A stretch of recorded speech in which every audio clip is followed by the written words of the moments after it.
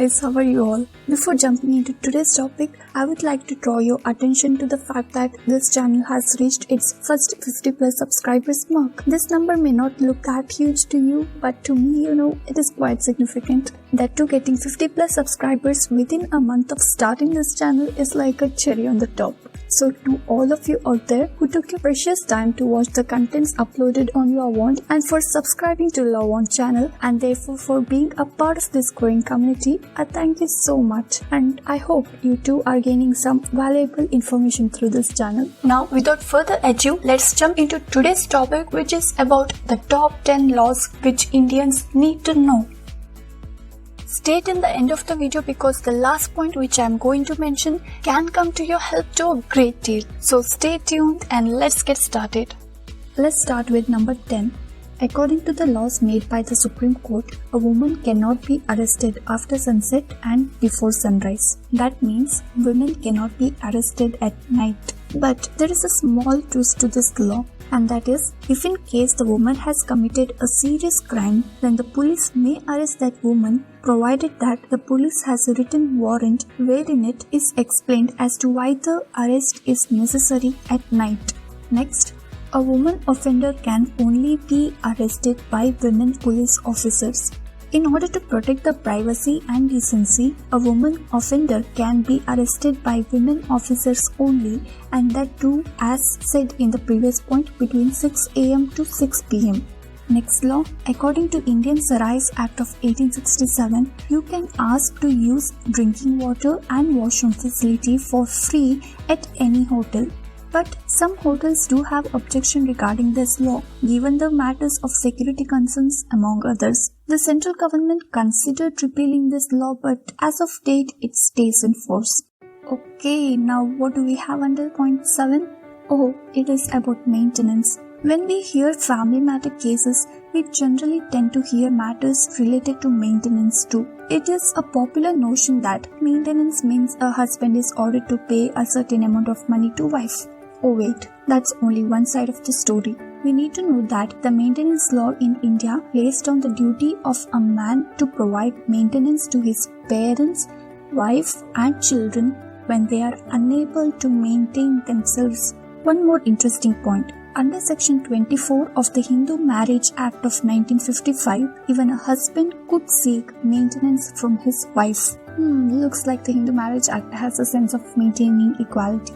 Next, did you come across news on internet stating that there is a law in Kerala which punishes the couple if they have a third child? I came across this news on several websites, so I tried to find that specific act. And I learned that as of now there is no existing law in Kerala that punishes for having a third child. It was a proposed bill of 2011 which has not been passed yet. So as it is not yet passed, it is not a law. What we need to know here is that a bill is only a proposal or say a draft. So a bill does not have the force of law. But later if that bill gets passed in the parliament, then it becomes an act, which in turn becomes a law. So the news which is so widespread on internet stating that there is a law in Kerala which punishes for having a third child is a false news. Next point.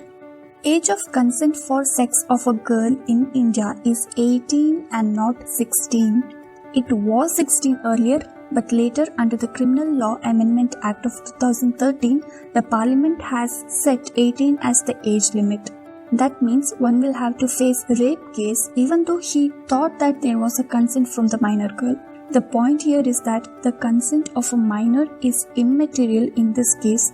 Even if she is that man's wife, it is considered as a rape now. This is because India is against the child brides concept and several measures are being taken to protect millions of children from turning into child brides and thereby from getting raped. So beware. My opinion is that this law must get more stringent because in spite of having these many laws, people are still ignorant and are continuing with having more child brides, especially in the rural areas. And there is no one to even report such cases because the whole community or the whole village favors that custom and thereby supports the families who are preparing for child marriages.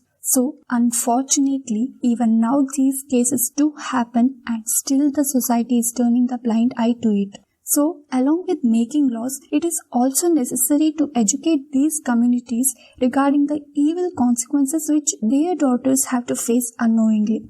My humble request is, if you ever meet the people who are still having a supportive mentality for child marriages, try to put some sense into their mind. Well, let us now see our next law. No company can fire a pregnant woman for the reason of her being pregnant. Employers take note. Being fired from a job on account of pregnancy is illegal under the Maternity Benefit Act. If the employers disobey this law, it may land them in getting imprisoned or being fined or both. Next, the person who is helping an accident victim by bringing him or her to the hospital will not be subjected to disclose his identity or forced to take to the witness box in a court, nor can he be summoned by police unless he is willing to. So, the next time if you come across any accident victims, you need not worry about getting involved in the hassles of legal procedures if you help them, because you will not get into any trouble. So, instead of wasting time by clicking the victim's photos or taking their videos, be a good Samaritan by helping them reach hospital on time. Who knows, you may end up saving a precious life.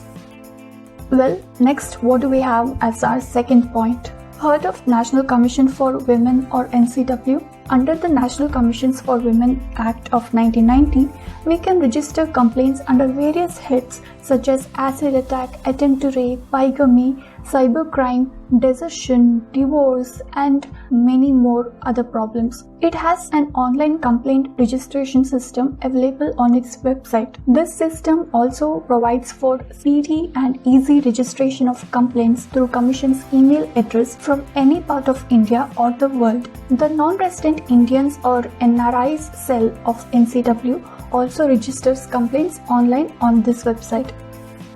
Speaking about filing complaints, have you heard about Zero FIR? Well, this is our start point for today. Zero FIR is an FIR registered in a police station that does not have jurisdiction over the spot where the crime was committed. Many a times, a crime is committed in one police zone, but one ends up in a police station in another police zone to lodge the FIR. The police mostly refuses to lodge the FIR, asking the complainant to go to the police station of the zone in which the crime was committed. Most people do not know about Zero FIR. The notion that the FIR ought to be registered in the police station that has jurisdiction over the spot where the crime was committed seems logical. However, traveling long distance to reach another jurisdiction's police office may many a time lead to wasting precious time and also will give time for the criminals to tamper with the evidence. So, a legally aware complainant can ask the police to lodge a Zero FIR for a crime committed in another police zone. The police cannot legally refuse to lodge a Zero FIR. After lodging the Zero FIR, it is the responsibility of the police to transfer the Zero FIR to the police station which has jurisdiction over the spot of crime. So, next time if a police officer says that he cannot register your FIR as the crime doesn't come under their station's jurisdiction, you know what to say. Well, that was about today's topic. Let me know about your views regarding these laws in the comment section below. Take care and meet you in the next video.